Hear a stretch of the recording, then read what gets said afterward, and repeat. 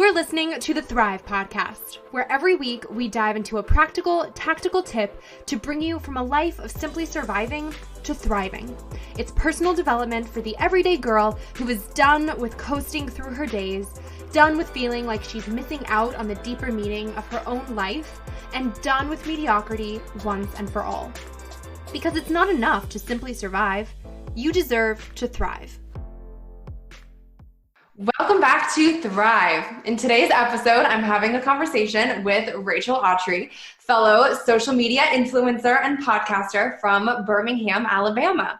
Rachel's podcast, Behind the Bliss, creates, oh yeah, me too moments for women as guests share stories of their realities of life behind the bliss. Since we all know not everything is as it seems on Instagram all of the time. She's also an Air Force wife to her husband who serves as a pilot. So be sure to stay tuned through the episode. Drop us your thoughts on social media. And without further ado, welcome Rachel. Hello. Thank you so much for having me. This is such an honor. Podcaster being on podcasts. I know, right? I'm so stoked to have you here on Thrive today. We first met, a few weeks ago when I was a guest on her podcast, Behind the Bliss, and we had such a good, deep life chat about the balancing act in life and how to give yourself grace. So, Rachel, why don't you just kick us right off telling everyone all about you? What's your story? You did a phenomenal job introducing me in the beginning. My name is Rachel. I love, like Erica said, love being online and sharing tips and tricks and truth with girls. My favorite thing to call myself is actually the big sis. I'm like, I want to be the sister. Yeah, it's like, hey, try this eyebrow gel, to like, hey, here's your self-worth. You know, everything in between. Really, my heart is just to share shortcuts to things that don't really matter in life so that we have more margin to focus on things that do. So I am online often, and that's what I love to call my job. But in family life, I'm a wife, I'm a dog mom to my dog Remy, who really is the star of the show, let's be honest. So cute. Yeah, he's so fun and literally my best friend right now. And my husband is actually gone at training right now. So we've just been in a lot of in-betweens, and I'm learning a ton in the season alone. So that's currently who Rachel is. But check back next week. She'll probably feel something different. I mean, I feel like I'm always, having to go to and fro. That's just life, right? Totally. So you're in a military family, which I want to talk about because your husband's a pilot in the Air Force. So what is an average day like for you, and what's an average day like for him? Like, is he on active duty? Do you get to spend a lot of time together? Because I know that lifestyle, I'm sure, is not without its challenges. And I'd love to hear how you still make time to thrive together in marriage when you might not always be physically together, or when there's this huge stressor present, like being in service. Right.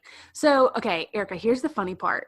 A lot of people don't know this, but when Thomas and I are high school sweethearts, I claim that. It's not 100% true because we actually broke up for 2 years in between the first time and then now. Obviously, we're married, but we broke up for about 2 years. And the reason that I broke up with him is because I did not want to be a military wife. Isn't that hilarious? And so now here I am, and I'm like, man, this is funny. So it's really hilarious thinking back because I had my own view of what military life would be, and everyone's military journey and process looks completely different. He is not active duty. He actually is a private pilot just for fun as a hobby, and recently felt called to continue in the military. He's been in for 10 years with the Air National Guard and decided to stay in, except just go through some extra training to become a pilot, not only as a civilian, but as a serviceman as well in the Air Force.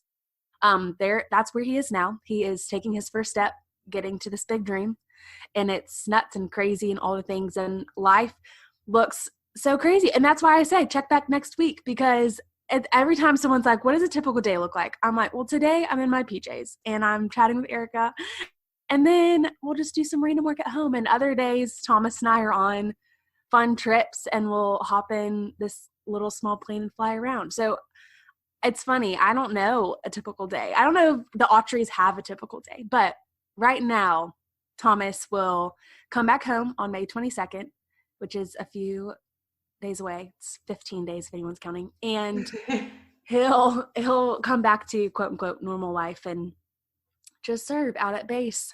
And he'll go there. I mean, to be honest, I don't even have all the details quite yet. I think that I just have to take this thing day by day. But yeah, really, all great questions. Is it stressful for you being apart, or like what is the most stressful thing for you in this lifestyle, especially since you didn't think you wanted to be a military wife going into this?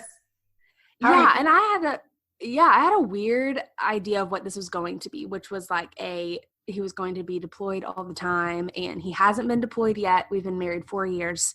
Obviously, with this transition becoming a pilot, there is way more opportunity, and he probably will be deployed. Actually, we know 100% he will be. It's just when. And so that, I feel like, is the main stressor of all the things that are to come that I don't have answers to. And so I've learned a lot about myself in this process of, well, I really like cling to control and at least knowing the outcome, or feeling like I have, and this is a fake feeling, it's not true, but feeling like I have a say-so in the outcome, which we hear all the time, like on Pinterest, like, you make your dreams happen. And I'm like, listen, like if my life story is anything, it is to tell you that like I have a plan, but the Lord will shake it out the best way I know how. And I'm grateful for it, because if my life looked today like I thought it should have 5 years ago, I would not be the same Rachel. And I love the Rachel I am today. So with all that being said, main stressor, not knowing what next week looks like. I mean, you just have to be fluid and adaptable. And it's taught me a lot about that. Also, having a FaceTime marriage is no fun. It's for the birds. We like every night we FaceTime, and I'm like, we've run out of things to talk about. I just want you to be home and cook with you. It's just the small things I feel like I took for granted. So I'm so excited for May 22nd. Oh my gosh, I can't even imagine. What do you think has been the most important truth to hold on to throughout your marriage thus far? Because especially since you said it's a FaceTime marriage right now, you're talking so much. You probably know each other better than couples who are physically together who don't talk as much. Is there anything you maybe wish you had known before getting married too? Or just like, what are you learning through all of that? Great question. I love talking about this because we all have an idea of what marriage should be, right? We have Hollywood to thank for that, and Instagram now. Oh gosh, like I see, people's Instagram marriage, and then I'm like, I want to see behind closed doors. Like, show me your arguments, please. And I'm like, that's not real. And so I just want to like shout from the rooftops that marriage is not going to satisfy you. And that might be cringy. People listening are like, oh my gosh, she just said it. I just said it. Like, no, I think you need to say it again. I'm like, to put the pressure on my husband to satisfy my emotional, my physical, my financial, my spiritual needs puts him in a failing position from square one, because he can't, there's no way. And to expect that from him, like I would not want the pressure returned if he expected me to complete him. Like we hear in all of the like, Rapunzel and like Cinderella romance stories, like, oh, he completes me. I'm like, no, he doesn't. He doesn't completely, because if he did complete you, then what's the point of Jesus? Like, what's the point of having a savior? What's the point of having someone stand in the gap for our shortcomings? Because we all have them. So I would just want to go back to Rachel before she was married and be like, he is going to fail you and you are going to fail him. It might be the way that you guys speak to each other, and it might be something really traumatic and shocking at some point in your marriage. And at the end of it, I want you to like look at that failure and thank God for it, because it reminded you of the truth that the Lord is the only one who can satisfy that God-sized hole in your heart. So if you put your husband in that, he's going to look nothing but ill-equipped, and that's just not fair for anybody. That is so good and so true. That's why I said you got to say that again, because so many people, I think, completely forget or miss that and go into desiring a life partner or a marriage with such false expectations because of, I mean, in this age, especially, you and I know well, since this is our jobs, there you see such fake, or not necessarily fake. It's the highlight reel of people's marriages. And like you just said, people aren't broadcasting their fights on Instagram. They're not going, oh, wait, we're having a heated argument. Let me hop on my stories and record this for the world. So we just see the happy times and the good times, and then we look and go, wow, do you guys ever fight? Or wow, what, you have such a cute marriage. And it's like, yeah, I'm like, show me the fight y'all had on the way to the date night you're posting about, because I know you had one, you know. I'm like, because we have them too. Totally. Right. And I love that you just said that it's such necessary perspective, that it reshifts your focus on the Lord and why you need that higher it's like that, it's a beautiful reminder of how much you need that. And it literally just made me think of some of my biggest arguments with Jamie, for example, where I would be just like so upset and just praying in those moments and I'm like, you know what? This just brought me closer to Jesus. So it might suck with your partner in the time, but at the end of the day, it's bringing you closer to the Lord. And for those of us who are Christians, you know, like we think that's our whole purpose for being here anyway. And that's our whole and in return, it creates more intimacy between you and your husband. When you can have that moment of me turning to Thomas and being like, I am sorry. I'm sorry for like convincing myself for a short moment that you were going to fix the problem that I had in my heart. Like I come home, I get angry at him because he didn't make me feel worthy. That's a Rachel problem, not a Thomas problem. Because the reason I don't feel worthy is not something he can fix. That's something only God can fix. And so I love to also tell my friends, like, it is not a 50% that equals 100, because there are days like today that I'm like, I think I can only give 18% right now. Like I'm not feeling my best self. So will you make up that other that we're going to lack? And then he might not be having a great day too. So what do you do with that leftover 40% that's not being covered? That's where, like, when Jesus fills all the holes with his grace, and we can accept that. But I think that's why I love saying, like, no, you give 100% and he gives 100%. And then there's overflow. And then you're able to love people well through your relationship. And so I just think that, man, there's a lot to marriage I've learned, especially with him being gone, which is funny, right? Like I've learned more about it with him being gone. And it's been beautiful because when he's stripped away and I don't have him to make dinner with, I don't have him, to even argue with, and the good and bad and in between, I'm like, who is Rachel? Like at the end of the day. Because right now I don't really feel, although I am for sure Thomas's wife, but I don't have the opportunity to do the normal everyday things as Thomas's wife. So I've had to ask myself some hard questions. And those are some things that I've been reflecting on that I would want people to take heart. Totally. That was always my biggest piece of advice to single girlfriends too, was exactly what you just said. You have to be two wholes and two 100%. That's your best recipe for success in going into something like a life partnership. And if you're looking for someone to complete you, you're not ready to be in a life partnership with someone, because you need to feel whole and be complete yourself, or at least complete at a point where obviously we all will continue growing and evolving and everything. But if you have this gaping hole somewhere that you know needs to be filled, it's not going to be filled by someone on this earth who is at fault. He's a sinner too. That's just not going to work, sis. So I love that.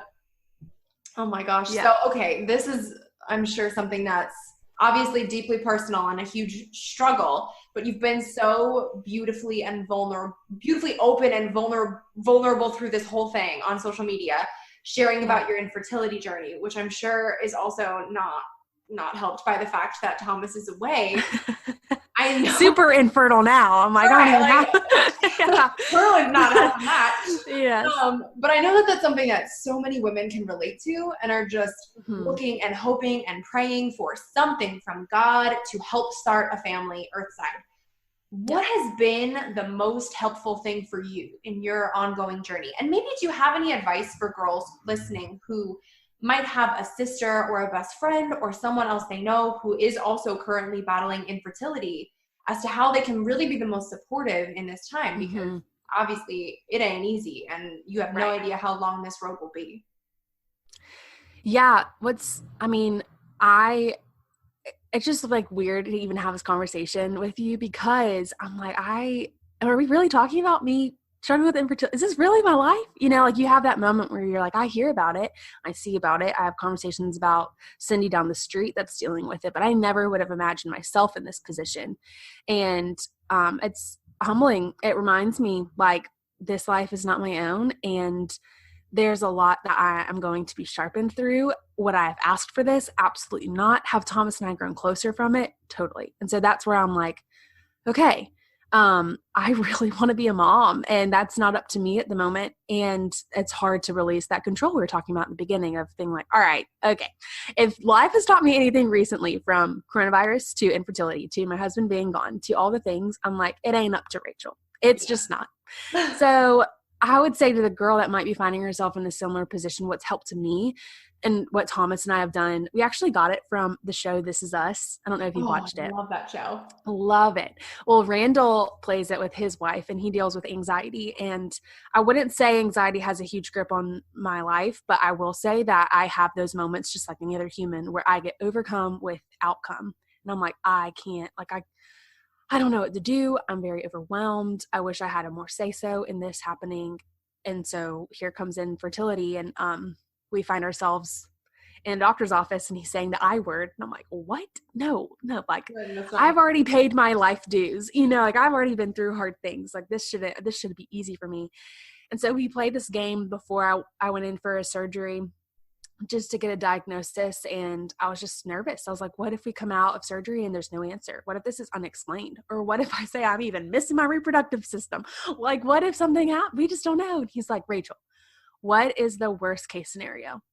And we played the game. I'm like, okay, worst case scenario is I can't have children of my own. I can't provide you a biological family. Like, that feels like a failure to me. And he's like, okay, and we'll be fine.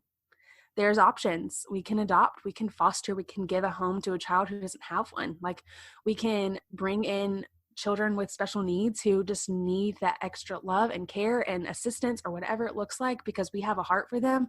He's like, it's fine. Like, is it ideal? Maybe not. Is it what we would have chosen? No, but there's a lot of other things we wouldn't have chosen for our life, and we're okay today. And so it helped me, as weird and counterintuitive as it sounds, but to play the worst case scenario game really helped, where I was like, okay, even if worst case scenario happens, God is still good, and he still wants the best for me, and he will make the best of it all. And it's Romans 8:28. Like, if it's not good, it's not done. So I just basically had to throw my hands up, be like, all right, I don't want to say so anymore. I just want God to turn this water into wine and make it awesome. And so it helped. I know it sounds super, super crazy, and some people are like, that's twisted, but it really helped. And for the friend that might have a cis that's walking through it, I would say, it was really discouraging for me when I would tell people and they would respond with, oh, my neighbor did too, and now she has 3 kids and has a wonderful life. I'm like, I love that for her. But I'm sitting in this weird in-between where I don't want to get my hopes up, but at the same time, I don't want to grieve something that's not happened yet, because that's just emotional energy I'm wasting. So I'm having to fight to keep myself in this neutral space.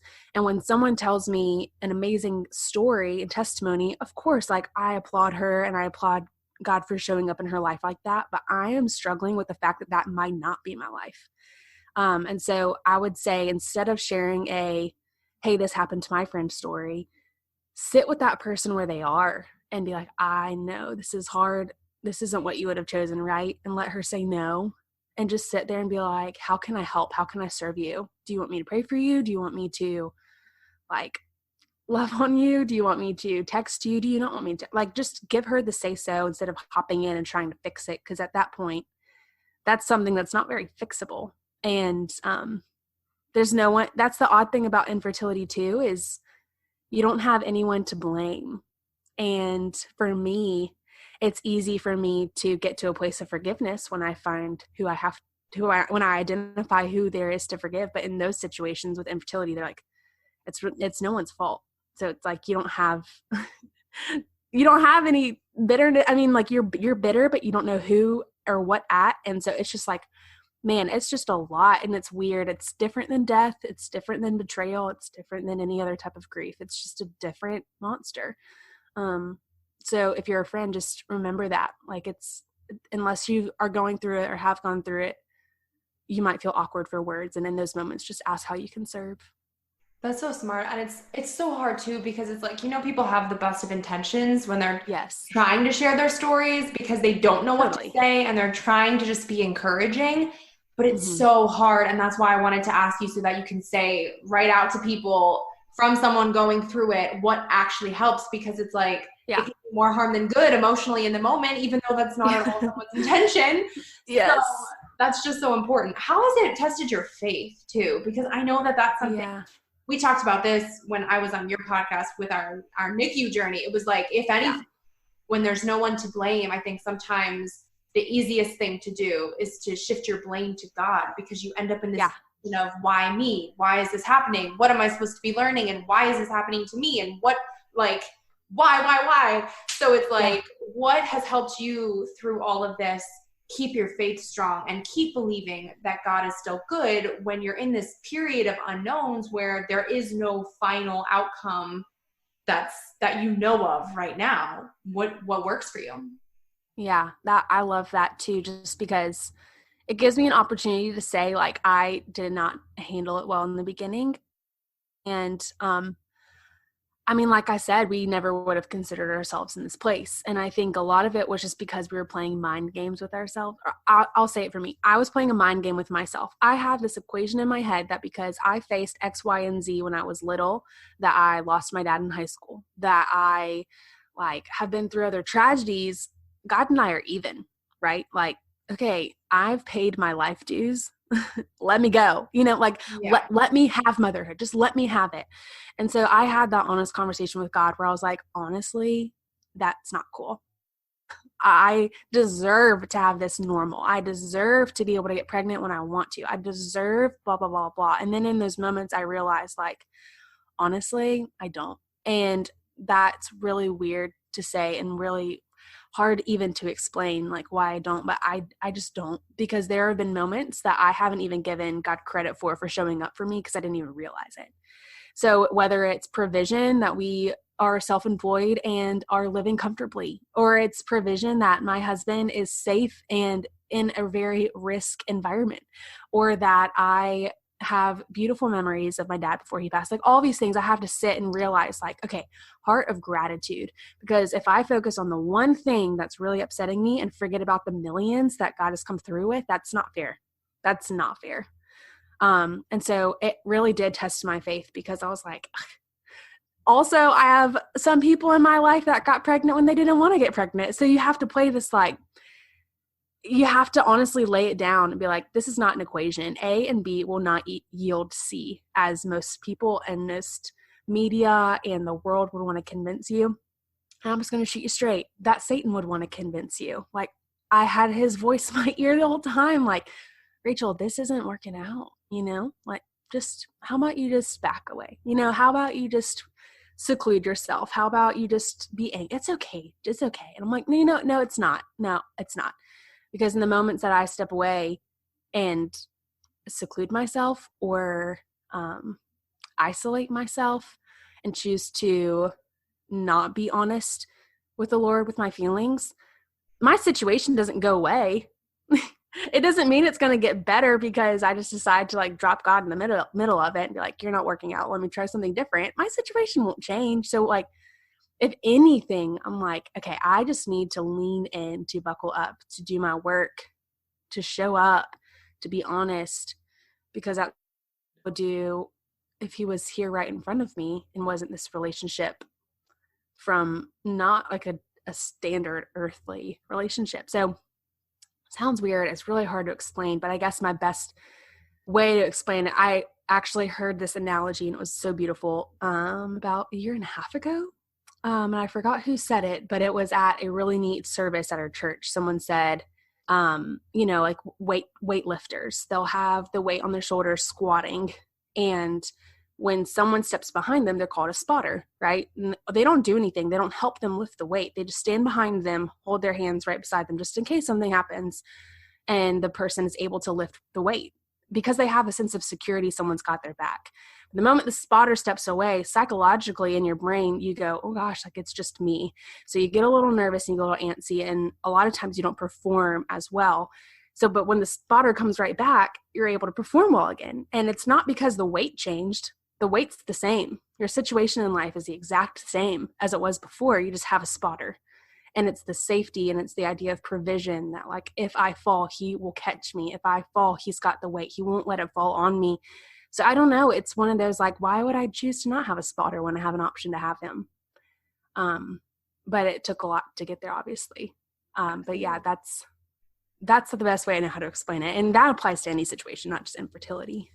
Totally. Because we had it on the flip side in the NICU, and obviously infertility wasn't our struggle because we were in the NICU with the baby, but like it was the same sort of thing where you're dealing with just this ongoing hardship going, God, like what, come on, like why is this happening? Where's the good here? Mm-hmm. So I love what you said though too. And I can relate to this so much myself, where if you just have an honest conversation with God, that's kind of the whole point.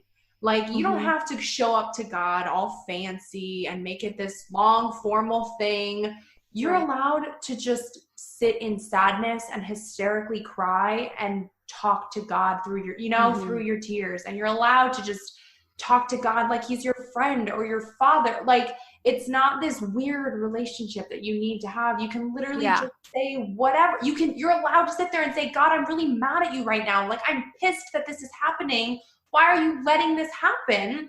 And I think in those moments when we let ourselves be vulnerable with God too, is where we're given the opportunity to also have more grace and more peace, because we're opening ourselves up to it, and we're admitting that we can't do it all alone, and we're admitting that we can't do it all by ourselves, So it's like we are able to have even just like a higher sense of peace through it all, or a higher sense of strength through the bad times.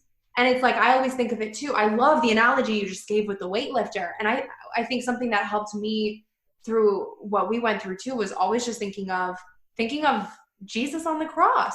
Yes, when you get tempted to think, well, I went through all of these things already. Like I've paid my dues, like what you just said. I have same thoughts. And I'm sure a lot of girls listening probably have had those same kinds of thoughts. And I just think like, wow, Jesus was on a cross. He was sure as heck better than I am, and he was not, and he innocently did that. What did he do to deserve that? So who the hell am I to think that I'm going to escape this life unscathed when someone who didn't deserve any of it went through the worst of it? It's like, it's immediately humbling, and I think immediately helps you kind of shift your perspective to be like, all right, it's not about me. Like, I'm not holier than thou. There's nothing that I'm too good for here. So, and like, to make Jesus relatable, he was in the Garden of Gethsemane, like freaking out, knowing that it was going to end that way, literally sweating blood because he was so anxious, and was like, I can't take this cup, take it away. I don't want to do it. I don't want to do it. God was like, I've called you to it. And he still showed up for his mission. And his mission was pretty gruesome. So if my mission is just to share my story with people and to be vulnerable and to be patient, I can do it. I'm like, listen, that's where I'll go back to the whole deserving idea. I don't deserve it. I don't. If he died so that I can have the freedom to fail and still have an opportunity to talk to God, then like, I will do anything. I will go through anything just to have that relationship. Choose me. Like, here I am. And one of my favorites is Psalm 100. It's the Psalm of Praise. And in the Message version translation, it says, the first few verses, says the password to his presence is thank you. So I think in those moments that we're like, God, where are you? I'm mad. I just want to talk to you. I want to vent. I want to be honest and real. He's like, you can get to me by saying thank you, because I'm a good father. I want you to focus on the good, and not because the bad, it doesn't hurt. He's not asking us to be fake or inauthentic. He wants the real, but he also wants us to focus on the things that have worked out and not just dwell and ruminate on all of the hardship, because that doesn't have the last word. So why are we giving it so much power in our life? Absolutely. And I say that all the time on Thrive too. It's like, really oftentimes the difference between surviving and thriving is your perspective. Yes. Because whether the glass is half full or half empty, the volume inside is exactly the same. And it's your choice if you're going to choose to call it half full or call it half empty. And it's really just that simple shift of focusing on the good, because no matter how crappy life can be sometimes, there is something good. Even if it is that, like, there's not a cloud in the sky today and I can appreciate a beautiful flower, like that is still good. Even though it's you want or that you think you want right now, but it is still present. And it's just noticing and calling that is good so that you don't lose sight of that, because that's so hard in today's society, especially, and all the stuff happening, but so important. Lisa Turker says it really well. She says, you steer where you stare. So even when you're driving, if you're staring to the left, you'll steer subconsciously to the left. And if you are staring at something negative, you will become negative. So it's like, be like focus on eternity, and it sounds so cheesy, but you'll steer that way too. Yeah, no, I love that. Speaking of changing perspectives, I saw a note on your Instagram the other day that I loved, and I would love to have you share it with everyone here because it's a good one. You mentioned that having your sense of normal taken away with everything that's been happening lately with COVID-19 has really been a gift. And I know some folks might jump at the sound of that at first, because it's like, coronavirus, a gift, what the heck? But I think your reasoning was just so good. It ties into what we were just talking about, and it's beautiful. So could you talk more about what you meant by that? Yes. Well, first things first, I just wanted to speak to the girl that's in the middle of it. Like, I get you. Whether coronavirus is over or not by the time this comes out, I'm praying it is. Shoot, I'm praying it is. But listen, if you are in the middle of anything, whether it's relevant to COVID-19 or not, like, focus on the now. Like, even with coronavirus and Thomas being gone, I was so focused on like when it ended, like when Thomas came back home, all the things that I really felt like the Lord was like, no, you're missing it. Like, I have you separated in this season on purpose. Like, when are you ever going to get a chance to be at home for 2 months without a husband, to be able to focus on you, your calling, your vision, your identity? No, you don't get that permission. That's not something people like, and I don't have children. So like, it's literally me and my dog. And like, that's a gift. It also stinks. But again, like we're saying, perspective, it's a gift. And so in that moment to be like, okay, I'm not going to focus on May 22nd. I'm going to focus on today, May 7th. What is it today on May 7th that I can do, that I can run? Like, what race is it to finish? Which totally helped. And having normal stripped away, like I said, was such a gift, because I was able to focus on like, okay, what is it that's abnormal in this season that I won't get? What is it that's unique to here and today that is normal in this moment that won't be normal ever again? And so I know it sounds so crazy, but whether it's you're a workaholic and you've escaped family or issues or problems or your marriage by going to the office and that's not an option anymore, that's cool. Like, you have an opportunity to reconcile inside your marriage. If it's you, like me, are like every time around the month that happens and you have your period again, you're like, oh no. Like, I have been able to really like distract myself with busyness, with coffee shops, with my workout studio, and just like stay busy, that I don't sit in that quiet spot and really just like grieve it. And so it's just been such a beautiful gift where things get stripped away and I can ask myself those hard questions, because I don't have the crutch of busyness or distraction or normal. And like I shared on Instagram, I said, this is not God's plan C or plan B. He was like, no, this is how it was supposed to be the whole time. So take it as a gift or leave it. But like, the gift will sit under the Christmas tree until you decide to open it or not. It just would stink if you never unwrapped it. And I'm like, you're right. So this is me being really uncomfortable, but unwrapping it, because I want to see what's inside that box for me. And I would pray and hope that people listening, and even you, Erica, would be like, okay, what gift do I have? Like, have I opened it or not? Am I accepting it or not? And we all have that opportunity. Absolutely. And I totally relate to that too. And I know it's also different for people who are experiencing hardship in this time, like if it is financial because of their job, you know, like you and I are both obviously in a very blessed position of working from home normally. So at least our sources of income aren't too crazy. So it's like you want to pay homage and respect to the people who are in that sort of hard time where they are probably hearing, oh, a gift, like, dude, I would like to have a paycheck for my family. Yeah. Like, I feel that too. So it's one of those things where this might be similar. I don't even want to say similar, because it's not similar, but similar for the analogy to like your infertility journey, in the sense of you've got this really hard thing in front of you and you have no idea what the purpose is, and you want more than anything for the cup to be taken away, and you don't know how to fix it, and you can't personally fix it.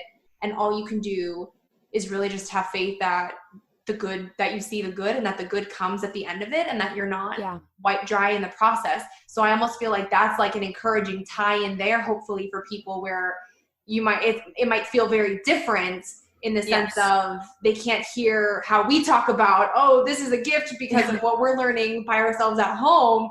They're going, dude, I would like my paycheck. Maybe it's just a different sort of cross that they're carrying right now. And everybody has a cross to carry at some point in life. None of us will escape that, like we said. So it's the grass is always greener. It's like, totally. I would take losing a job if it meant that I could have a child every day, right now. Like if we could trade, just trade. I want your ovaries. You can have my job. I'm like, I want that. But that's not an option. And so where people say grass is always greener on the other side, I say, no, the grass is greener where you water it. Yes. So if you keep focusing on how green your neighbor's grass is, yours is just going to die. No, that's literally a mantra in my book. I believe in that no way. So much. Yes, the grass Put your sprinklers out. Turn the hose on. Good grief. Do the work. Pick the weeds. Show up. Don't just like drool over how beautiful a landscape is next door. You've got landscape too. It's just what are you going to do with it? So I could sit here and I could trade lives with you all day long, but that's not an option. So what are we going to do with what we got? And like you said, it's like that perspective is a choice, and opening the gift is a choice. And it's like happiness is not just going to fall out of the sky and hit us on our heads. It's like you've got to pursue it. You've got to. I love that analogy about opening the gift, because it's so true. It's like it's going to sit there. It is there, but you have to take some sort of action on your hand. You can't make it all happen, but you can make something happen. And you've got to make that choice to do that. Yeah. Yeah. I love that.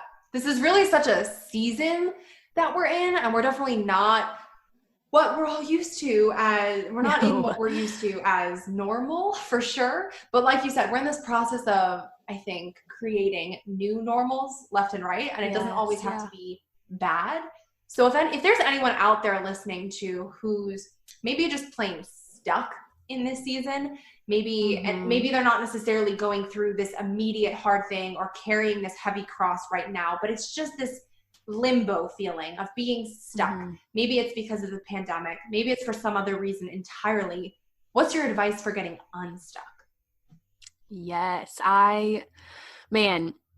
being stuck is just the worst, right? Because you're like, okay, listen, I want to move through this way faster than life is allowing me to. And I'm just ready to get over it. And sometimes that's just not an option. Sometimes it's more so about just being resilient, showing up, saying yes, like we're saying, watering your grass, all the things. And so I actually have like a little acronym for stuck that helps me in those moments. Because I mean, when you do feel stuck, that's not the time to like rely on your emotions, because your emotions are going to be really all over the place, especially hormones.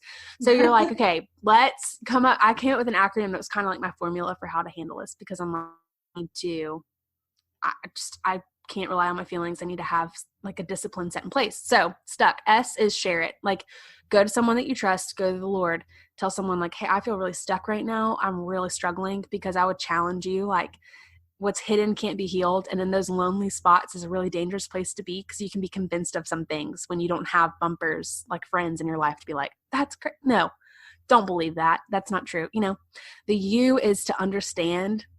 The T, stuck, S-T, Rachel. T is what's the truth. So like you might be believing a little T truth is what I call it, but there's a big T truth that you need to replace it with. And so really like focus on truth. U is understand how you feel. So once we know the truth, we can be like, okay, but I feel anxious, but I'm not anxious.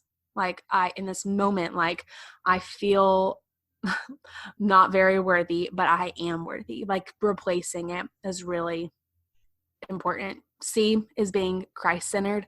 So like, what does it look like to like really focus on the Lord and giving him an opportunity to speak into our lives? So in those moments, after we understand how we feel, be like, go back to him and be like, I feel so stuck. I really just need your help. I don't feel very like worth it. I feel misunderstood, ill-equipped, all the things. And then K is being kingdom-minded. Like in a week, will it matter? Like in a week, will you still be upset about this one thing? And you might be. And there's permission for that, 100%. But let's have an eternal perspective and be like, what is it that he wants to do with the stickiness that I am right now? Like, what is he going to do with the season I'm in? Because it might be something my sister might be going through. It might be something that my friend's about to face in a month or two that I need to know how to walk her through and understand that it's just not, like we're saying, it's not about you. So that little acronym helps me when I identify I am stuck in a situation. I can be like, okay, but I can get out of it. And I won't say that you're going to feel 100% better afterwards. That's not the goal. The goal is not to feel better.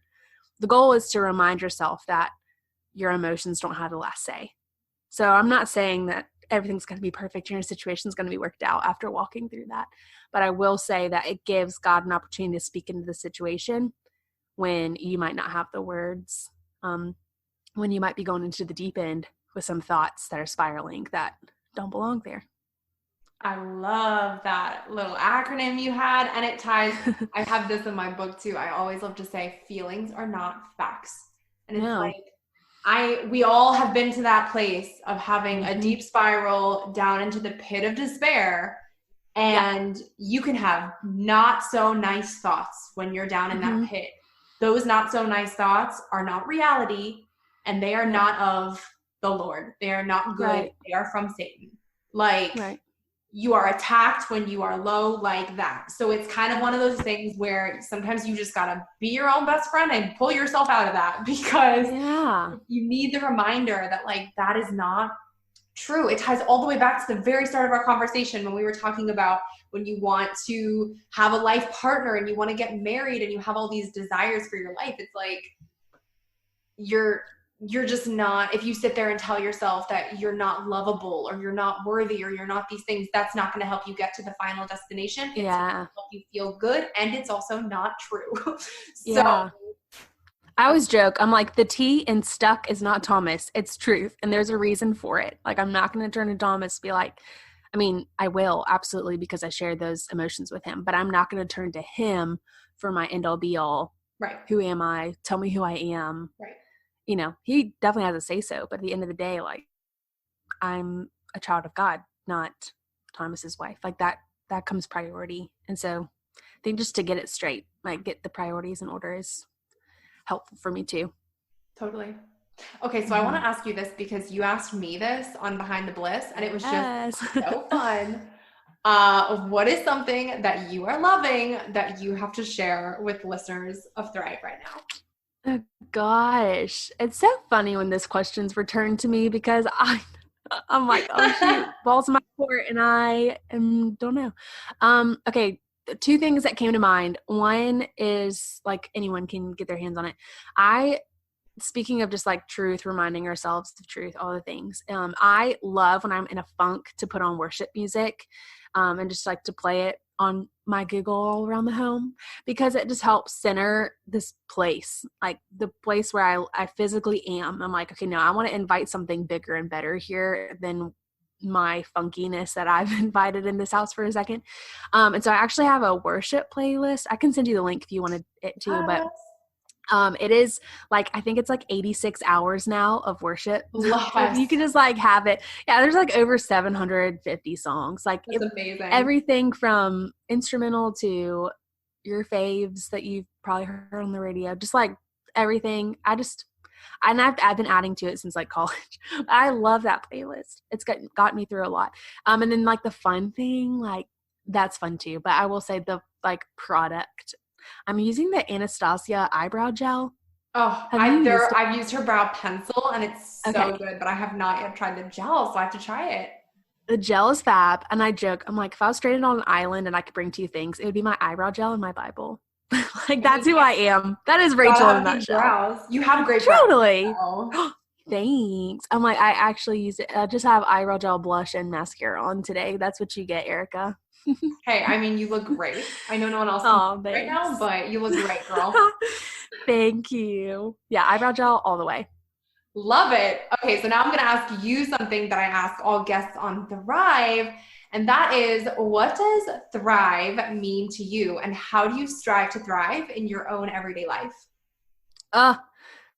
Brilliant question. I'm like, I have heard this so many times. So it's so neat that I'm on the Thrive podcast, but like there's a difference between surviving and thriving, right? And like thriving is living abundantly to me, like being able to dig out of a deeper well than I have access to. And that is, to get preachy, I'm like, that's the spiritual well. That is having access to eternal resources that I have a key to. And so living a thriving life is using the key, like we're saying, as a gift to unlock some really awesome gifts and resources and reminders that we have when we live an abundant life in Christ. Like a John 10:10 life is what I think of when people say the word thrive. And so for me, I just strive to thrive by myself every morning and digging into some truth, spending time with Jesus and just giving him the first of my day and being like, you know what? I don't know how this day is about to unfold. You do. So in the moments that I'm about to fall short, in the moments I need to be reminded of truth, like I just go ahead and invite you into those situations because I know it's going to happen because this is earth and things like that happen all the time. So that's how I strive to thrive. And John 10:10, a life to the full. Love it. Love it so much.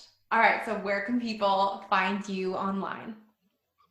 I am over on Insta at rachel.autry, and then that's AWTREY. And then on the podcast side, you can find me on your favorite podcast platforms at Behind the Bliss Podcast.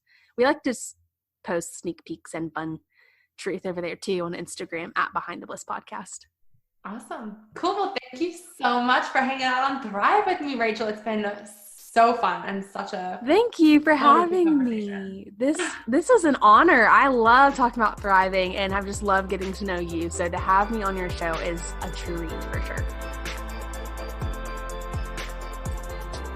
Wait, before you go, if you like what you just listened to, drop us 5 stars on iTunes. Make sure you're subscribed to never miss an episode of Thrive. And if you're on Instagram, snap a screenshot and share to your story with what episode you're tuning into and tag me at Erica Lagenza with what part resonated with you the most. That way I can see what's helping you and your friends can pick up a helpful tidbit too. Thanks for tuning in. It's your time to thrive.